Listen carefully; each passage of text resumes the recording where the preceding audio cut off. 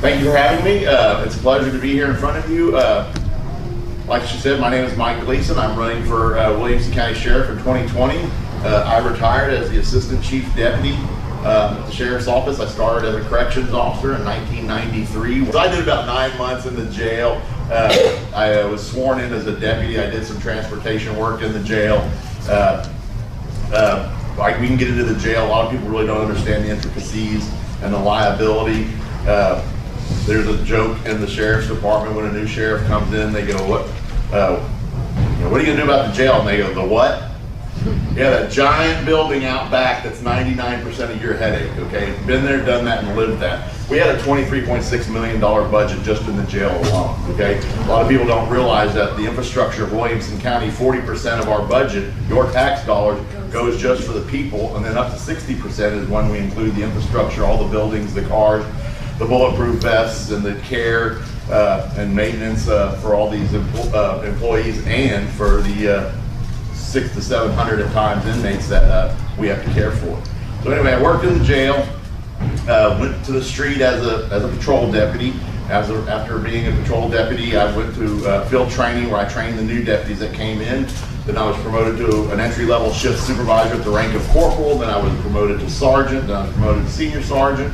Then I was promoted to lieutenant, where I we have East and West commands in Taylor and in Cedar Park. We have our own buildings out there that house administrative staff, detectives, and the patrolmen, so they're not all coming from Georgetown. They have a substation that they report to, their sergeants and lieutenants. I was a lieutenant over the East Command at first, and I was a lieutenant over the West Command.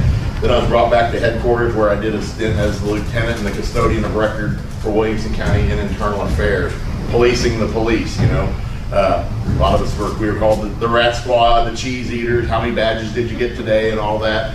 And I took a different stroke with that job. I found it was easier to, if you did something wrong, let's get past it, take your lumps, move forward, water under the bridge. If you didn't do something wrong and it was a false allegation, then it was my job to work that much harder to clear your good name. So it was a two-sided road. It wasn't just about, going after cops. That's not what internal affairs does, nor should it.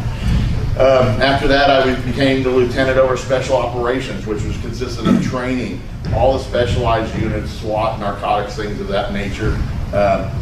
Went back to headquarters, where I was the lieutenant over headquarters. It's called the administrative lieutenant, where you do budget, order stuff. It's real exciting police work. How many cars are we getting this year? We need new uniforms. Are we out of patches? Who needs a new raincoat? It's that kind of stuff. But I enjoyed it. I was assigned as the interim patrol commander for about a year while we had another issue with an employee, until that position was vacated and Sheriff Wilson promoted me to the rank of patrol commander, where I was over everything in uniform: DARE, canine, crime prevention, SWAT, swiftwater rescue, everything in a uniform that you can imagine, and somewhat not in uniform. And then after 7 years of doing that, he promoted me to the assistant chief deputy over the corrections bureau, where we ran the jail. That is our biggest problem in Williamson County. Always has. It's every sheriff's big problem. Most sheriffs come in. I was joking earlier about they come in. They go, it's all about drinking coffee and dressing like a Texas Ranger. That's what being a sheriff is. That is not what a sheriff is. Our jail has a doctor, a psychiatrist, a dentist, a full hospital that we run. 80% of everybody in there is on some type of psychotropic medication due to substance abuse, mental illness. And if you don't think mental illness is not a big factor in what we do these days, it is going to formulate where law enforcement goes. Everything we do is mental illness now. I even heard some people say, it's not cool unless you have a diagnosis now. It's almost a Gen Xer. So everybody's got a diagnosis for some reason. And I'm not saying it's not true, but it's something that has to be dealt with because it is an issue and it comes up. Right now we have some horrific lawsuits, and these are going to be 8-figure lawsuits that are going on in our jail. And it's not because it was bad luck. Nobody was watching the house. I use the term they, we all know who I'm talking about, but they've collectively run off 250, 60 employees since he's taken office. Okay? We had an insurance company drop us because we had a company called Paycheck Secure. And We had a company called Paycheck Secure. You as an employee could go sign up with Paycheck Secure and pay them $15 a month. And it was designed for civil service employees, but Williamson County is not civil service. We have no protection for our employees, and that's one of the platforms that I'm running on, is protection for our employees.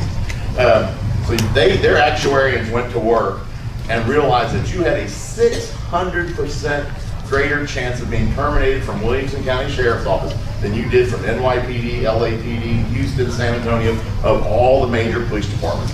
We did a study, and on average, those of you who run businesses know that the average national turnover rate for a business is 8 to 10%. You're always, annually, you have about 8 to 10%. We operate at about 70%, okay? Which you can't do, because the IACP, which is the International Association of Chiefs of Police, kind of like the Bible that we all prescribe to in law enforcement, did a study, and they said that each agency, large or small, you know, you have the ones that don't have a lot of money, then you have the really, really big ones with tons and tons of money, and they average all within that national 8 to 10%, okay?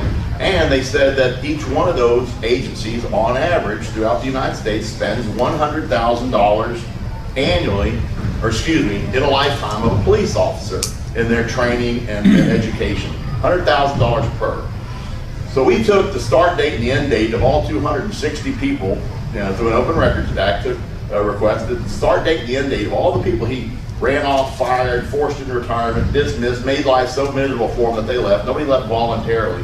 And we took their years of service and added it up, and he terminated 1,800 years of experience at $100,000 per. Do the math, taxpayer. In 3 years, 3.5 years, going on 4 now, because I've been telling the speech a lot that it's, you know, getting closer to the end of his term.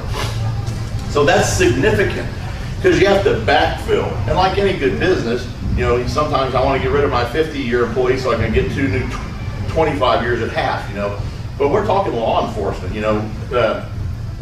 Sheriff Wilson, who I enjoyed working for, he always told me, he goes, Mike, I'd rather have one guy with 25 years experience than 25 guys with 1 year experience. And that's just the knowledge that you gain to solve crimes and to know how criminals work and things of that nature. So this out with the old and in with the new doesn't work in this profession, okay? So having said that, the jail has just been neglect. Okay, we had a young man back there, Daniel McCoy, that was he was just left. And he made Robert mad, and he was left for a year. And, you know, ignored Judge King's order to move him to Vernon State Hospital, just ignored the order for a year. And he summarily was found, you know, he left on a ventilator out the back door. And now they come to find out that there's all kinds of evidence tampering, there's all these reports that weren't done, the Texas Rangers were lied to. It's just a mess on how they've dealt with these cases. And so now the case has been reopened again, and that's going to be a huge lawsuit. That's a huge lawsuit. They have another young man back there by the name of Mr. Watts. He made Robert mad, and he was put into solitary confinement and forgot about for 6 months. State law, federal law says that every inmate, you've probably seen these on the movies, even someone on death row gets 1 hour a day in sunshine. Okay, that's a federal law. That's a U.S. 183 title civil rights violation. And so he was in there for 6 months without any sunlight. Wow. Everything was done through, they call it the food portal. The slang term is the bean hole. We're not supposed to use that, but it's the food portal. It's about that big. You open it up, and that's where the tray comes in. His linen changes, not linen, but his uniform changes, everything went through that. That was his contact through a portal for 6 months straight. He is now in Vernon State Hospital now, and he came in under arrest by Round Rock Police Department for a Class B misdemeanor of criminal mischief. He would have made bond and been out in 2 or 3 days, but that's not happening. He ended up staying 6 months in solitary confinement. And so that's what we're dealing with, you know. And everybody's kind of doing the well, that's just a bad luck story. He shouldn't have been a criminal. He never should have got arrested. I get all that, and I understand that. But when it comes down to it, the bottom line is money, and we're going to foot that bill. And we're currently, according to Commissioner's Court, our umbrella insurance company is going to drop us because of the liability brought on by your current sheriff. Our insurance umbrella, I don't mean our health care, I'm talking our umbrella policy is fixing to go away, and Williamson County will go back to being self-insured as we were in the late 90s. That is gonna, and the reason the court is scrambling right now is because now that affects their ability to get reelected. Because they're the ones who have to raise that tax rate to cover all these lawsuits, all this liability. And that they have to give that to you guys, to me, to when we all pay taxes. That all comes to us. And so that affects their, when you guys start asking, I know Bill will be front and center asking that question, you know, how did this happen? You've known how this happened. Why are our taxes gonna go up so much now? Well, we lost our insurance, we're having to be self-funded, and that doesn't work well with that. So everybody's in kind of scramble mode right now. So I guess the basic rhetoric for civil lawsuits is you always wait until your 2-year window is about to close, then you file your lawsuit. So we'll be handling what I hope to be into my 3rd year, in my first term, lawsuits coming from him, because everybody keeps waiting. They wait to file their lawsuit because every time he messes up again, that adds another 0 to my winnings that I'm gonna sue for, because I can show a pattern. And I know people that have testified, friends of mine that work at the sheriff's office, they don't work there anymore, they were fired. They've been called to testify in front of the grand jury for that exact reason. Not because they had anything to do with the case. It's because they can show a pattern of deliberate indifference that he keeps doing it, keeps doing it, keeps doing it. His chief deputy even said, nothing is against the law. I have an unlimited supply of money. I do what I want, and nothing is against the law until a judge in a court of law tells me otherwise. That's his thought process. And so that's how they rule. Yes, sir. Well, it's, I use the term depraved indifference, but he not only violates all of those laws, he's also violating multiple ordinances right here in Williamson County, and he refuses to provide information to the Commissioner's Court. So he's not only creating all those liabilities, he's also making a mess out of our local government. Right. I have it on very, very good authority when we were talking about people we know in different places. Very, very, very, very, very high up in a state agency that does regulatory efforts with the state legislature. And they said that there's 3 separate senators right now writing legislation. It's called the Chody legislation. And there's 3 separate to reduce the powers of the sheriff of the 254 counties in the state of Texas, because the sheriff is a very powerful position. And once you get on board, you know, with your county attorney or your district attorney or whomever, you know, any type of judge, nobody goes to jail. Only the ones you want to go to jail. So when you yourself violate the law, like steal a battery and use your personal equipment for your own parade stuff and all that, you know, any one of us would be arrested. Whereas the county attorney just goes, no, he didn't do anything wrong. He didn't mean anything by it. The solution is not to decrease the power of the sheriff, because that power is very important when it's needed. Guaranteed by the Constitution. We also have a problem, though, that we have people here in Williamson County afraid of his money because he should have been removed for cause a long time ago. Absolutely, absolutely. Commissioner's Court and the judges aren't doing their job. Yeah, I know from personal experience, because I was one of those people that was removed because of his money, and basically Robert goes up to people and tells them, you know, I need you to do X or Y, and they go, I don't want to do that, and he goes, okay, well, that's fine. I'm going to give $1 million to this gentleman right here and run him against you. He's going to win. And you go, okay. Or you don't do anything. You just stand moot and allow it to happen, because he throws that out. He scares everybody with his money. Yes, ma'am. Okay. I just have a question before you move on. In the Commissioner's Court's agenda for weeks and weeks and weeks was a suit that named you specifically. Absolutely. Can you discuss that a little bit? I know it's been settled, but can you tell us what that is? Absolutely. Thank you very much. You get to vindicate myself. Thank you.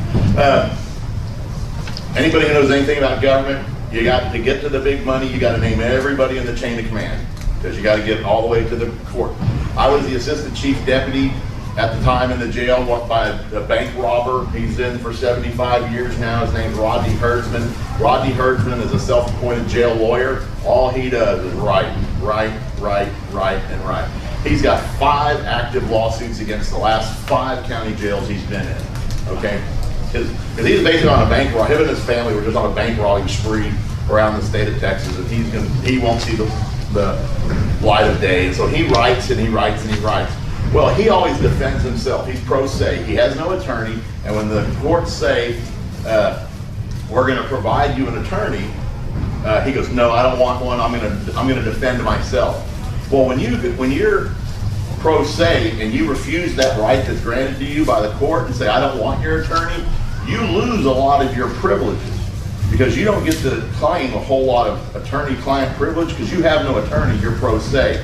So he is claiming that he was indigent. Basically, he didn't want to spend. He had so much mail going out. He didn't want to spend that money out of his commissary account. And so we were like going, well, when you go pro se, you have to pay for that. And so he filed suit against me for removing his county mail. Now, this is going to sound very ignorant or very braggadocious and conceited, and forgive me, it's not meant that way. I was the chief. I don't do mail. Okay? I'm not down in the mail room pulling his mail out just to be a jerk to him. I hadn't even met this guy, didn't even know he existed. So what he did though, is he sued because he had to pay a lot of money to get his mail. It was going back and forth between us and another county that he was suing, and we were taking it out of his commissary. So he accused us of a crime, which it didn't happen. We went to court. He sued us in federal court, not a county court, not a state court, in Western District Court in Austin, federal judge, the whole 9 yards. So the name of the lawsuit was Rodney Herdsman versus Kathleen Pecluda, whom was my commander at the time, et al. Versus Williamson County et al., which means that everybody else. Well, during that lawsuit, he claimed that I took his mattress. I don't do mattresses either. Okay, so forgive me. It sounds braggadocious, but it's not meant that way. I had other stuff to do. I had people that did mail. I had people that did mattresses. And so after the primary, Super Tuesday, court's on Tuesday, the numbers came in. I won the primary by 15,000 votes over Robert Chody. Well, his good friend Bill Gravel, county judge, he went in and took the lawsuit on the court calendar where it said Rodney Herdsman versus Kathleen Pecluda et al., Williamson County et al., and he changed the styling because it had appeared on the commissioner's court for how many months and months and months as that, okay? That's called in legal terms in federal court the styling of the case. If you were to go down there and look that up, you would have to say Rodney Herdsman versus Kathleen Pecluda, Williamson County et al., and they go, here you go, that's it, thank you. So Bill Gravel, after seeing that I beat his best friend by 15,000 votes, went on to the commissioner's court because Bill Gravel is the only person in Williamson County that has the authority to change anything on the court agenda, period, no ifs, ands, or buts. Now, he did direct one of his underlings to do it, but it's per his authority. The next Tuesday, that court agenda appeared, Rodney Herdsman versus Mike Gleason and Williamson County et al. Okay, that is felony tampering with a government document. That is a Western District Court, federal court case that he has nothing to do with. So I filed felony charges on Bill Gravel with Sean Dick, our district attorney. So when asked why he did it, he said, well, Gleason was the most senior officer, so it only made sense. Well, okay, Bill, you're the most senior judge, so why didn't you put your name on it? The lawsuit was under James Wilson. Why didn't you change it to Robert Chody? Well, he couldn't answer that. And so yeah, that lawsuit has been settled. Yes, sir. Yeah, that was on the September 15th agenda, settling that lawsuit. Yes, sir. And that particular lawsuit, 85,000, I think is what they gave. yeah, it was in that category. But the thing is, when you look at these lawsuits, the settlement is the cheapest part. Yeah. Because the Lisa Berkman case cost us over $800,000 in legal fees for a $30,000 settlement. And you're never going to win. And you're never going to win. But also in the last couple of weeks, along that same line, is that Chody doesn't have the cojones to come in and take his leavings. But anyway, he wanted to have deputies participate in the inauguration when it comes up in January. And Bill Gravel introduced that as a motion. Unfortunately, the other commissioners, through their various conversations of saying they don't trust Chody, they don't trust the contract with Washington DC, because the Washington DC Police Department, the mayor, were going to be in charge of it. And it held total liabilities. You know, whoever you send is on their own legally. That means Williamson County would have to cover the cost of the liabilities if something happened. Unfortunately, the motion didn't get seconded because the other 4 commissioners kept their mouths shut, and it died on the vine. I'm not ignoring you, I'm gonna show you a picture. But the thing is, we have a major problem on our commissioners court, is because Gravel is in the back pocket of Chody. Yes, to the tune of $54,000 in unsecured loans that he is paying back at $10 a month with no interest. So it's a gift. I want to show everybody a picture, and then this isn't a test or anything, but then I'll explain the nature of it. Those 2 individuals, both of them have guns on their hip. Does he have a star on his car? I'll get to just, it's kind of rather humorous, and it goes on what we were talking about right now.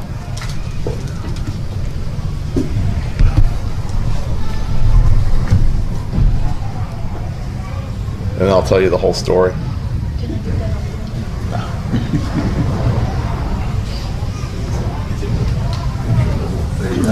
I'm not trying to trick anybody, I just want you to see it, and then I'll tell you the story.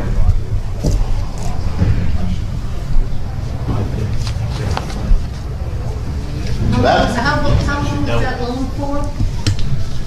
54, you're never gonna pay it off at $10 a month. Okay, I would like you to finish the story on the case in your own words. You were at the point where you filed charges against Gravel.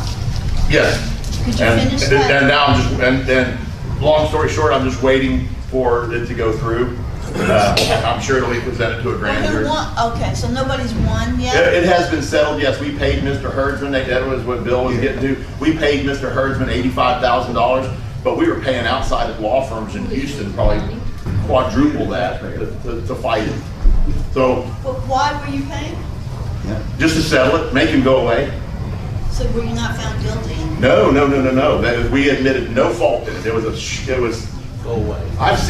when I was in internal affairs, we used to do this all the time. People would sue us. There's no way we could disprove their allegations. So we'd go, how much do you want? And they go, $10,000. And we go, it's going to cost us $25,000 just to retain a lawyer. So from a business standpoint, we've just won $15,000, okay? So I would write a letter going, in no way, shape, or form is this check an admittance of guilt, wrongdoing, anything. This is merely a business transaction to make you go away. Do you think the charge was done intentionally, knowing that? Oh yeah, that's what he does. He's got 5 other cases in 5 other counties. Yeah, that's what he does. He'll do it for the rest of his life. He's a jailhouse lawyer. That's what they do. He's got 24 hours a day to sit in jail and do nothing but be a jailhouse And they lawyer. go around searching for it. I had an incident when I was a detective. This is the lawyer that's working for Gravel? No. This is No, this is a guy the that- bank jail. robber. He's a prisoner. Yeah. He himself sued the county. This is what you call an ambulance chaser Yes. lawyer. Yeah. They go around looking for cases where they can get settlements without winning the case. Right, well, I was interested in what you had filed against Gravel. Yes, and so Specifically. by chain, that was my point, saying that he had no business in that case, other than it appearing on the executive committee, where it has to appear on the executive committee, because if they talk about it in the executive committee, it has to be on the agenda. So every week it just rolls over, even if they don't have business. It just rolls over, until finally one day in the executive committee, Hal Hawes or Stan Springer, or one of the county's attorneys will go, hey, I got some feedback from the other lawyer. It has, so they can talk about it. So it stays and rolls over. Well, Bill Gravel, who has no business with that case in any way, shape, or form, renamed it the Rodney Herdsman versus Mike Gleason in Williamson County. So now, if you go down to the Western District Courthouse and go, I would like to see Rodney Herdsman versus Mike Gleason in Williamson County, et al., they go, don't know what you're talking about. That case does not exist. Because you can't change the number and styling of a case once it's filed. It doesn't exist. And he changed it to make me look bad. So I would have a lawsuit in my name every week on the agenda for the public to look at. By association. Yes, exactly, exactly. Very good. So back to the picture, and now back to what we were talking about, where he wanted 12 deputies, up to 40, to go to Washington, D.C. to participate in Police Week. That photograph that I just showed you is Police Week from time back, okay? The one officer to the right is a patrol commander, okay? The one standing to her left is a corrections officer, i.e. her son. Oh, convenient. They are in Washington, D.C., in the District of Columbia, and he has a pistol on his hip. Big no-no, and I know you know better than anybody. I know cops I know full-blown cops that have been jailed by Washington, D.C. police for having guns, because you are not allowed. Unless you are a federal officer, you cannot carry a gun in Washington, D.C. And there he is. How'd they get away with it? They didn't know any better. He was there with 10,000 other cops. He had the uniform on, the trappings, everything. Yeah. That was also a major liability for Williamson County. Oh my since gosh, they yes. had the Oh my God, he Williamson would've done County something. uniform on. Yeah, and that was the point that the court had made about saying, a funny joke, you know, we were talking about this, and I won't name the commissioner that said this, but a friend of mine was talking to the commissioner about the inauguration, sending all these deputies up there, and it was not Terry Cook, so they'll at least recognize the party. And he said, would we be having this conversation if Biden wins? And I said, point well made, I'm not voting for it. Because they're just anticipating that Donald Trump is going to win, and so they're going to send all these people, Chody's going to send all these people up there. But if Biden wins, do you think Robert Chody's still going to load up 12 of his deputies and go to D.C.? Well, he's in cahoots with Acevedo. They're great friends. True. So anyway, it was funny that you mentioned that, because they did say that, because he has so many openings in the jail, and that they said, well, who's going to cover all these shifts when y'all are gallivanting around, you know, in Washington, D.C.? And that's what she was Chody like. was asking for an increase of 70 Yes. personnel. And that was the minimum, because they asked in the For next budget, year. they said, please come to us with bare bones minimum requests, because we're broke. We have no money because of all the lawsuits that you've generated. We're anticipating being even broker because of all the lawsuits that are coming in, and our loss of insurance, et cetera, et cetera. So please bring our budget, to your budget request to us, bare bones, the very minimum that you can live with. And he asked for 70 new people. I don't think we hired 70 new people in the 24 years I was there. And even when Gaddis was there, the sheriff's department was authorized about, I think, 7 patrol people to take their cars home. Yeah. And he had almost 24 people Yeah. driving cars home. His chief deputy lives in Wells County, puts 2 tanks of gas a day in his county ride. And that was the other issue, taking Williamson County property Yes. outside of the county for personal use. Yeah, the budget order says it has to remain, you have to live within the confines of the county to take the car. Yep. Yes, Is ma'am. it the district attorney? Who should have stopped this from happening? Who should have stepped up for all the things that have been going on in our... The commissioners. The commissioner should have done it? Because, you know, when we had somebody, when I was coming up, my boss, my patrol commander, when we had somebody that would cross the line and took their car 3 blocks further away than they were supposed to, you know, right there on the Travis Williamson or Bell Williamson, you know, he'd make them park it at the end. He goes, well, you know, I take it home so I can clean it and everything. Oh, you park it at the lot out there at the impound yard, and I'll have a trustee scrub that thing every night. It'll be full of gas and shiny new for you every morning. So you drive your personal car back and forth for about a month, you know, you start feeling that in your pocketbook, you'll start obeying the rules, you know. And, but we have there's no common sense policing going on now. Everybody gets fired, you know, nobody can get a day off, nobody can get a written reprimand, just everybody gets fired. And I had a boss that used to tell me, and I still remember to this day, he wasn't telling me, but this was his motto. He says, you can become an excellent employee or an ex-employee, the choice is yours. You know, because you work here. We're not driving you to do all this craziness. You know, you do that. So this is on you. And it kind of goes back to that internal affairs thing. You know, if you did it, let's slap you on the wrist, give you your punishment, whatever, and move along. Now, if it's so egregious, you gotta let somebody go and separate them from, employment, then, we do that, but that's few and far between. Yes, ma'am. Oh, I just was wondering if you could talk about, or where do you feel, or what about unionization? Oh, excellent questions. It's something very near and dear on my platform. Unionization is a big word. Sometimes it can be a bad word. There are so many different types of ways to get what you need. And there's so many different players that can come to the table to get you what you need. And we have meet and confer, we have collective bargaining, we have civil service, we have unionization. Unionization for police officers really doesn't work because it's against the law for police officers. You can't walk off, you can't picket line, you can't walk off the job. And so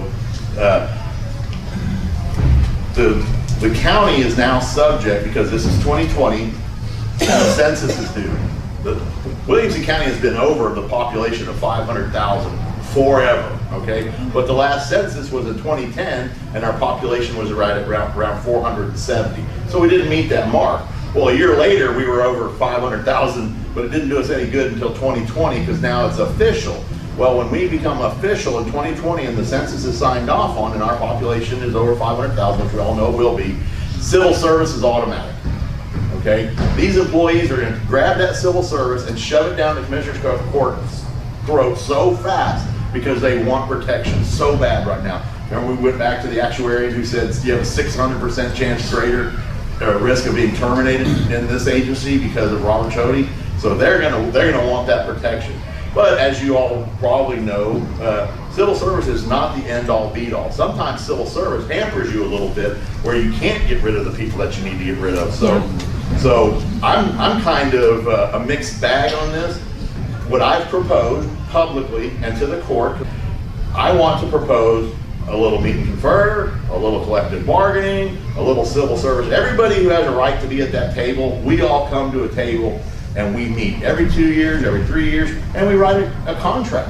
Or, we put it out there going, this is when we'll study pay raises. This is how we'll do discipline, employee discipline, and we'll let you have a seat at the table. This is how we'll do hiring. This is how we'll do fair promotional practices right now. If you're Robert Chody's best friend, you're on Easy Street, you get promoted every weekend. But if you're just Joe Blow doing your job and he doesn't know you, doesn't like you, you're done. You have no chance of promoting within this agency. None whatsoever. The person he replaced me with, and we can get into the nuts and bolts about my education and experience if you want to, but I can tell you I'm far more qualified. He is Judge Edna Stout, Precinct 2, Justice of the Peace, bailiff. That's who took my job. So if you're wondering why the jail is in the situation it's in now, go look at the leadership. There is none. So, I'm sorry, you were next. So at my company, we have a thing as employees that if we see fraud or abuse going on within the company, we call a 1-800 number and make a complaint, and we're kept completely anonymous. Yes. Do they have that? We do allow for people to call internal affairs, and you can write it down on a piece of paper and slide it under the door after hours. Yes, and we also can do it by computer. And I know the Texas Commission on Jail Standards has it as well. If you see some abuse going on with an inmate, or you heard that something is a foul back in the jail, you can make an anonymous complaint, and an inspector from Jail Standards will make a surprise visit. So, but it sounds like if people are afraid to do that. Oh, absolutely, yeah, you're gonna get fired. Back to that 600%, you're gonna get fired. They just keep their mouth shut, because really, and this job has forced me to live in reality, okay? My wife is rainbows and butterflies and unicorns, okay? And she's perfectly happy with that, and I like that. But I live in reality, and I see the bad part of everybody, and I know how reality works. And the bottom line is, these people, I say these people, myself included, but a lot of these folks that work at the sheriff's office came out of Milam County, and raised on a farm, and probably didn't have a whole lot of opportunity, or from Taylor, Texas, and they were like me. They started as a corrections officer. I remember my first paycheck, I took home $382 every 2 weeks when I started, and now, thank you taxpayers, but I was a $120,000 a year assistant chief deputy. So Joe Blow has the ability to work through the ranks of a government job. You're not going to get rich, but you'll have a pension, you'll have a good life. Your parents probably told you, go work for the government. You always have a good life, And so a lot of these people, they can't, not that they can't, that sounds horrible. Well, But this is what they've done. This afforded them a good lifestyle. And if they, after 20 years, speak up and lose their job, you don't get to go back to another agency and go, hey, can I be a 20-year? No, you start at the bottom. And so they're like going, I gotta feed my family. I have benefits. I have full medical benefits and dental and vision for my family, you know. And my wife might be a school teacher and I got my kid, you know. So it's all over the map. So they just keep their mouth shut and lay dormant. Mike, you need to explain the position of the sheriff. He's an elected official. He doesn't report to the board of directors. Correct. He gets away with a lot of stuff. Correct. He is the only way you can get him out of office, other than the 5 illegal stuff, which he's probably done them all, but you can't get anybody to go after him, is you gotta vote him out. And you gotta vote him out. And that's the animal I'm going up against now is the education piece. Because he's basically run, you know, with impunity. He does what he wants and he knows that. Well, he was never voted in, he bought his way. You're exactly right. And that's kind of been the issue a lot with What's the difference this time that he can't buy his way in again? The Yeah. same idiots are there. Well, we're getting the education piece out and all that live PD, and it's been making the news, and all the in-custody deaths. There's another in-custody death that's gonna break here in a week or two that no one knows about. Well, the DC Democrats are doing the same damn thing. If anything happens to Trump gets in, Yes. they're gonna go after his ass just like they have been for the last 4 years. And that's what we've been telling everybody is you know, do your homework. Do your homework and educate yourself, you know. Yes. Well, so is there any possibility of the citizens suing Chody directly? Anybody can file a petition with the district court Yes. to remove an official from office, but you gotta get it past the court. Yeah. And the problem is Chody donates to all their campaigns. So But what's the chances he's of? stealing money from us, Well, according to some of these things. I told several groups to band together as a large group and have a lot of names and submit a petition for removal. Yeah. No one's done that yet. Right. This question came via email. Are you willing to bring back the volunteer reserve deputy program?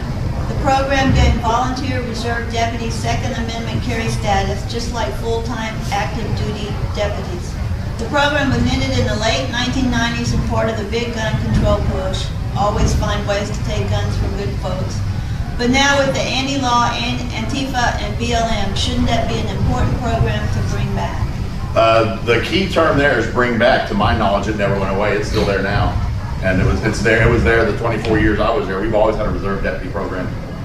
And they just don't get paid. That's all reserve means, is you don't get paid. And a lot of people, you know, such as yourself, have a successful, you know, you make millions of dollars a year in your successful business, and you're not going to give that up, but you just always want to be a cop, you know, so that's what the reserve program is for. Yes. What's your business plan and how can you help? My business plan is to get rid of all the cancers that are in there, all these unqualified criminals that Robert has brought in, all his cronies and his friends, and bring back all the qualified people that were there when James Wilson left it. James R. Wilson, the retired sheriff, left it a well-oiled, well-running, excellent sheriff's office. We were one of the best in the state, bar none. I guess I'm thinking, what's your campaign plan to get an office? How are you going to reach all the people in Williamson County? This is what we're doing right here. There's several websites out there that are educating people. It's an education, because I understand that I can't beat him with money. For every sign I put, he puts 1,000 out. For every television commercial, he puts 20. So we constantly are on the trail doing this. We educate people and we say, go do your homework. Don't just believe me. You know, believe where I came from and where. For those of you who've lived here a long time, you never heard anything about the sheriff's office. None of this stuff existed because it was run by competent, lifelong people that were treated accordingly by good administration. He basically, like you said, came in and bought a playground. He has no experience. His only experience is that he was a patrolman at the city of Austin for 4 years, and he got fired from there for choking out a 15-year-old black kid on a call for service. And he was going to get sued, and he was going to get fired, and he was going to get sent to prison. And that month, while he was on light duty or administrative duty, his wife bought a lottery ticket. They won $86 million. He took home a one-time take-home payment of $51 million, and he did this that month. And it all went away, and he went away. And he paid, the young man's name was Marcus Franks, he paid his mother off, she received a settlement from the city of Austin, and it all went away. And then 15 years later, he shows up, cowboy hat on, throwing money, billboards, and everybody knew him. Everybody knew who he was and thought he was an okay guy, because he sat there and he lied, and he lied, and he lied, and he lied, and he had the entire sheriff's department endorse him, and as soon as he came in, he started bringing in all these people that were unfit for the But job. no one looked at his record. No. The constable's office where he was just as bad. Yep, he went through 3 chief deputies. He had the #1 populated precinct, precinct 1 in Round Rock, and his numbers were dead last. The court took the radars out of all of his cars because he would piggyback on our contract for radars. It's just easier to buy them all on one and piggyback the other agencies. And in a year, he wrote 1 ticket. The whole agency wrote 1 ticket, and they all riding around with $3,000 radars in their car. When he ran for office the first time, I was a judge at one of the polling places, and he was paying people to stand out in front with his signs in every polling. Yeah, he's currently paying $3,800 a month to anybody who wants to block walk for him. That's all the advertising I We sent need to a to do friend of that mine. and then give his cars Well, up the jail to got the wrong signs. Yeah. Well, a lot of mine are mysteriously disappearing from places or get kicked over. You know, there's like 5 on each side of mine, and mine's the only one that's caved in, you know, so. Yeah. Yes, ma'am. What is your stance on red flag laws, gun confiscation, and emergency mandates such as forced mask wearing, possibly forced vaccinations, and also quarantines? I'm not forced anything. I don't stand for anything forced on anything, but I do remind people that there are consequences with making those decisions. You know, like Mel's here, if it says you got to have a mask while you're in here and you go, I'm not wearing it, well, Mel's has the right to tell you to leave.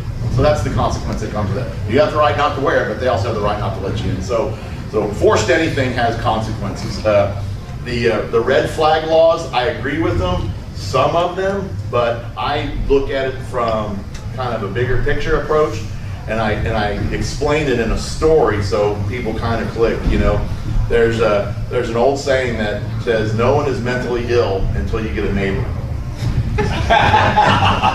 So having said that, that's the same with guns, you know, and I mean all kinds of guns, because I've carried a gun my entire life. I still carry a gun and love guns, and if you have a great gun, go out and buy another one just like it, because it's a good one. And so that's it on guns. But I always tell people, don't be that guy, okay? If you live in a 30-story high-rise in downtown Austin, and you want to put a Bradley in your parking spot, you're going to be that guy. And you're going to live a miserable life down there, okay? Because that's not the social norm, okay? But if you got an AR-15 in your closet there, and you carry a pistol in and out of your house, you're no longer that guy. Now, if you live on 100,000 acres and you want a Bradley, go get 4 of them, okay? Because you're not that guy, you know? So it's all relative. You have to take on some personal responsibility. You know, just because you have a right to do it, sometimes does not go well for you. And there was an example of that during the protests with the guy driving the car, and he's got his AK-47 slung, and the guy killed him. You know. So. Yeah, but what about the neighbor reporting on neighbor? I mean, where you can just say, oh, this guy's crazy and he's got a gun. Yeah. Well, unfortunately, we can talk about that here, because I handled a lot of those calls here.